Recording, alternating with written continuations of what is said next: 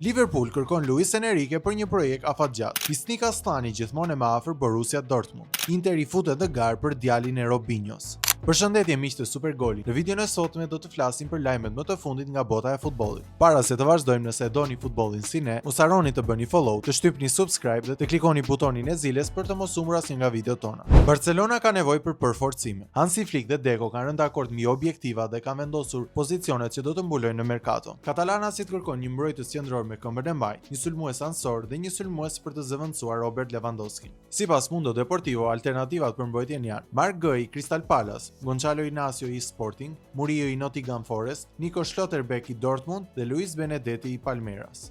Liverpool kërkon Luis Enrique, por jo tani. Sipas The Sun, Liverpool po konsideron emërimin e trajnerit të Paris Saint-Germain, Luis Enrique. Megjithatë, nuk pritet që ai të zëvendësojë Arne Slot tani. Enrique shihet si objektiv kryesor për vitet e ardhshme, por vetëm pasi të largohet nga PSG.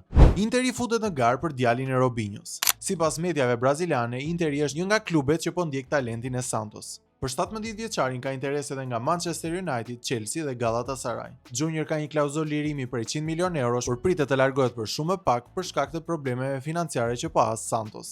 Transferimi për fundimtarin Nicolas Jackson te Bayern dështon. Opsioni blerjes për 65 milion euro nuk mund të shndërrohet më në detyrim blerje për Bayern, pasi lojtari duhet të luante 40 ndeshje në total si titullar ose të paktën 45 minuta në secilën ndeshje. Deri tani ka luajtur vetëm 6 dhe maksimumi që mund të arrijë është 33. Por sërish mbetet e pamundur pasi dhe lojtari do të marrë pjesë edhe në Kupën e Kombeve të Afrikës me Senegalin. Fisnik Asllani po kthehet si objektiv kryesor te Borussia Dortmund. Borussia Dortmund i fiksohet klauzulës prej 50 milion eurosh për Serhou Guirassy, i cili mund të largohet verën e vitit 2026. Kandidati kryesor për të zëvendësuar sulmuesin shihet Fisnik Asllani. Real Madrid e iqdor nga Konate. Madrilenët prej kosh raportoi se do të nënshkruanin me mbrojtësin kur t'i skadonte kontrata në ver, por sipas The Athletic ata janë të rreshur nga gara dhe po studiojnë alternativa të tjera për repartin e mbrojtjes.